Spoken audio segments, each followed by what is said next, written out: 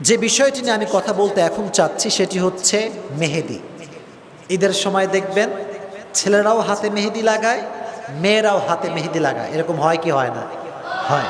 এখন কথা হচ্ছে মেহেদি নিয়ে কিছু বেসিক মাসালা আমি আপনাদেরকে বলে যাব, খুব মনোযোগ দিয়ে শুনবেন, আজীবন মনে রাখবেন। যেমন মেহেদি মাখা পুরুষদের জন্য জায়েজ আছে কিনা, পুরুষদের জন্য জায়েজ থাকলে কতটুকু মাখবে, কোথায় কোথায় মাখবে, এটা একটা প্রশ্ন। আবার মেহেদি যদি কোনো নারী মাখে তার জন্য গোসল করার পরে তার গোসলটা হবে কিনা, বা অজু করলে তার অঙ্গ প্রত্যঙ্গে পানি পৌঁছাবে কিনা, অথবা কোনো নারী হায়েজ কিংবা নেফাস অবস্থায় মেহেদি লাগাতে পারবে কি পারবে না, ইভেন মেহেদি লাগানোর পরে অজুর বিধানটা কি হবে, প্রভিশনটা কি হবে, এ প্রত্যেকটা বিষয় জানার দরকার আছে না নাই? আছে, অবশ্যই জানতে হবে।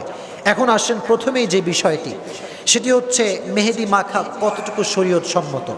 রসুল করিম সাল্লাল্লাহু আলাইহি ওয়াসাল্লামের স্ত্রী আম্মা জান আয়েশা রাদিয়াল্লাহু তাআলা আনহার কাছে একজন মহিলা আসলো, এসে বলল, হে আয়েশা, মেহেদি মাখার ব্যাপারে রসুলের হাদিসের বর্ণনা আমাদেরকে শোনাও।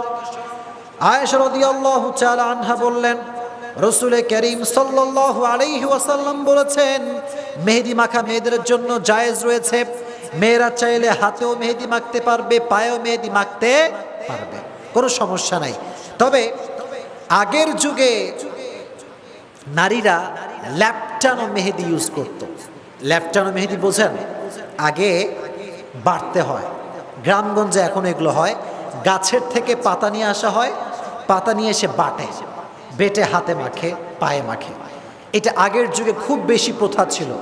কিন্তু এখন তো অনেক স্টাইলিশ মেহেদি বের হয়েছে, যেমন টিউব মেহেদি আছে না, আছে না, রাঙা মেহেদি আছে, টিউব মেহেদি আছে। এগুলো আগে থেকে মেশিন থেকে এরা বানিয়ে নিয়ে আসে, পরে শুধু ডিজাইন করে মাখায়। তো সেই সময়ে, তৎকালীন সময়ে মেয়েরা ল্যাপটানো মেহেদি বেশি ইউজ করত।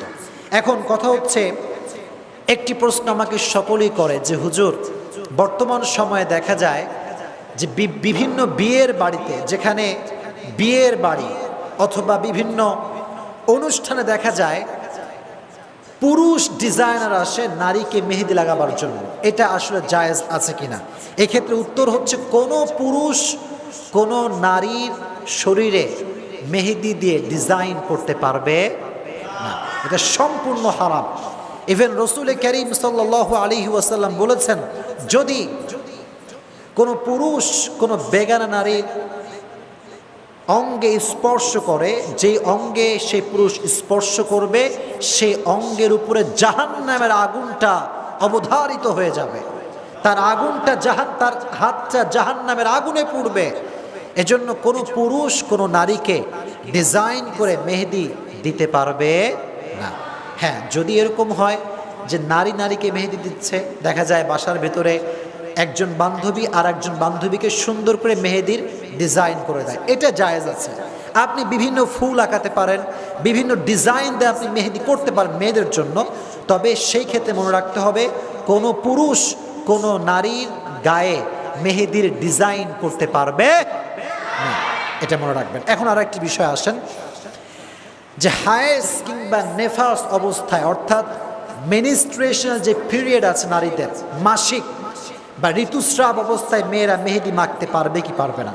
এক্ষেত্রে ফতোয়া হচ্ছে এই, যে অবশ্যই নারীরা চাইলে নাপাক অবস্থায়, মেনিস্ট্রেশনাল পিরিয়ড থাকা অবস্থায় অবশ্যই হাতে মেহেদি মাখতে পারবে, পায়ে মেহেদি মাখতে পারবে, এই ক্ষেত্রে কোনো সমস্যা তার হবে না, এটি পরিপূর্ণ জায়েজ।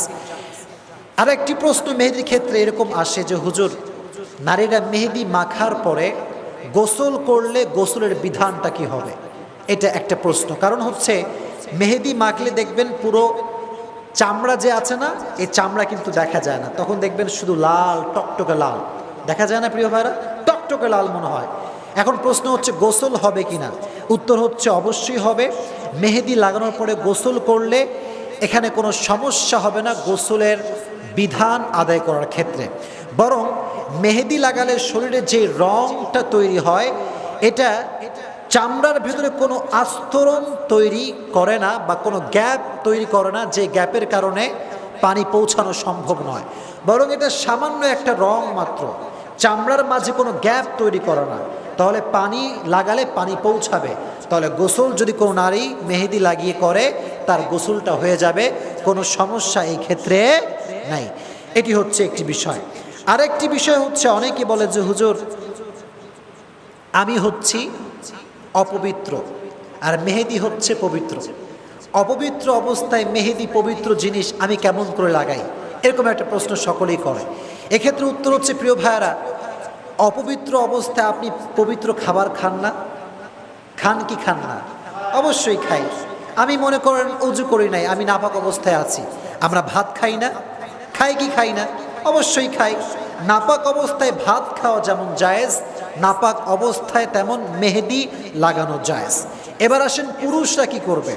পুরুষরা কোথায় কোথায় লাগাতে পারবে মেহেদি? পুরুষদের জন্য চুলে এবং দাড়িতে মেহেদি দেওয়া জায়েজ।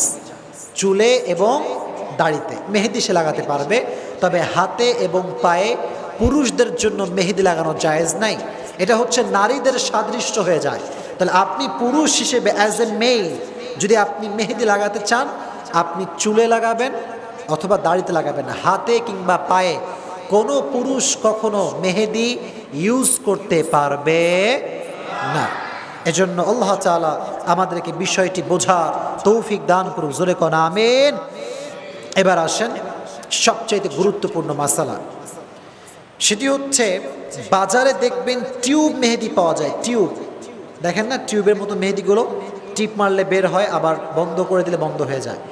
এখন অনেকেই প্রশ্ন করে যে হুজুর টিউব মেহেদি যখন আমি হাতে লাগাই এটা গাঢ় একটা রং দেয়, অনেক গাঢ় রং হয়, সেক্ষেত্রে মেয়েরা অনেক দ্বিধা দ্বন্দ্বে ভুগে যে আসলে আমি যে এই মেহেদিটা ইউজ করলাম টিউব মেহেদি, আমার শরীরে যে এত গাঢ় রং, আমার অজু হবে কিনা অজু করলে? প্রশ্ন আছে না নাই? আছে, প্রশ্ন আছে।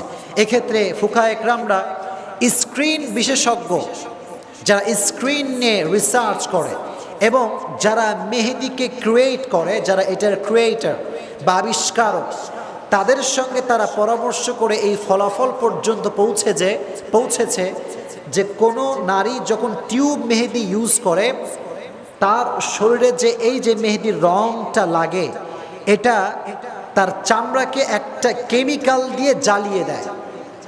ফলে এখানে শুধুমাত্র রংটা বোঝা যায়, তবে এই চামড়ার মাঝে কোনো প্রকার এমন কোনো আবরণ তৈরি হয় না যে আবরণটা পানি পৌঁছাতে বাধা প্রদান করে। দ্যাট মিন্স ফুকায়ে কেরামরা স্ক্রিন বিশেষজ্ঞ এবং যারা মেহেদি বানায় তাদের সঙ্গে কথা বলে এই পর্যন্ত পৌঁছেছে যে মেহেদির ভেতরে আসলে কোনো আবরণ নেই। কথাটা খুব ভালো করে বুঝবেন। দেখবেন যে যখন আপনি হাতে মেহেদি দিবেন, কোনো মেয়েকে দেখবেন যে হাতে মেহেদি দিয়েছে, দেখবেন যে পুরো জায়গাটা লাল হয়ে আছে। আপনার মনে হবে যে এই জায়গায় এমন কোনো একটা আবরণ তৈরি হয়েছে, এমন আবরণ যে আবরণের কারণে পানি মনে হয় পৌঁছাবে না, দেখলে এমন মনে হবে। কিন্তু বিশেষজ্ঞরা বলছেন এটা কোনো আবরণ নয়, বরং এটা হচ্ছে মেহেদির রং। একটা কেমিক্যাল থাকে মেহেদির ভেতরে, এই কেমিক্যালের কারণে এই জায়গাটা জ্বালিয়ে পুড়িয়ে দেয় এবং পুরোটা রঙিন হয়ে যায়। তবে ফুকায়ে কেরাম বলেছেন এই অবস্থায় যদি মেয়েরা মেহেদি লাগিয়ে অজু করে তবুও তাদের অজু হয়ে যাবে। ইসলাম হচ্ছে সহজ। ইসলাম কি বলেন? ইসলাম কি সহজ, কাঠিন্যতা ইসলামে নাই। ইউরিদুল্লাহু বিকুমুল ইউসরা ওয়ালা ইউরিদু বিকুমুল উসর। আল্লাহ আপনার সঙ্গে সহজ চান, কঠিন আল্লাহ চান না। Because Islam is easy religion, ইসলামটাই হচ্ছে সহজ ধর্ম। এজন্য আল্লাহ তাআলা আমাদেরকে এই বিধানগুলো, এই প্রভিশনগুলো পরিপূর্ণ মেনে চলার তৌফিক দান করুক। আপনারা সকলেই পড়েন আমিন।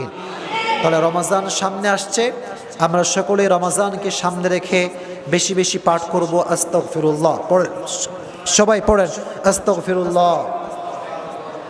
সকলেই পড়েন না আস্তাগফিরুল্লাহ। সকলে আমার সঙ্গে পড়েন আল্লাহুম্মা গফিরলি। জবান খুলে পড়েন আল্লাহুম্মা গফিরলি। মাশাআল্লাহ, বাচ্চাদের আওয়াজ আছে, যুবকদের আওয়াজ নাই। আপনাদেরকে বেশি বেশি এই দুইটা দোয়া পাঠ করতে হবে। সকলেই মনে মনে পড়বেন আস্তাগফিরুল্লাহ, সকলেই পড়বেন আল্লাহুম্মা গফিরলি। এই দুইটি দোয়া বাসার ভিতরে বাহিরে সব জায়গায় পাঠ করবেন। রমাজান আসতে আসতে আল্লাহ আপনার জীবনের সমস্ত গুনাহ খাতা মাফ করে দেবে। সুবহানাল্লাহ পড়েন। আল্লাহ আমাদের বেশি বেশি আমল করার তৌফিক দান করুক। পড়েন আমিন।